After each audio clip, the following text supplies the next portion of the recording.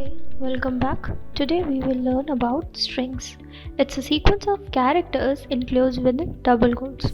In Java, strings are objects of the string class. To declare a string, we assign text enclosed in double quotes to a variable.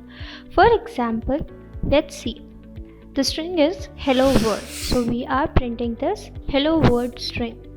Now, there are different operations we can perform on strings.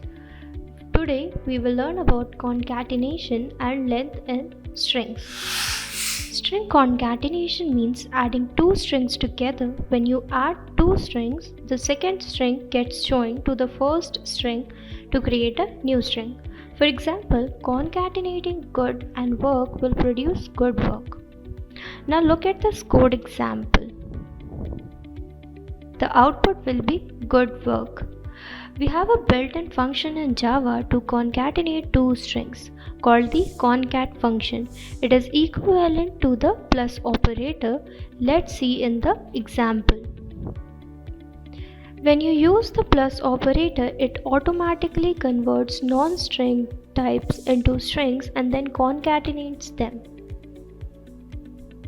So now we are going to learn about length. Strings are sequence of characters, but what if you want to know how many characters in a string are? For that, we use the length method. The length method returns the total number of characters in a string, including spaces and punctuation. See in this example, the length of the string is 12. Thank you.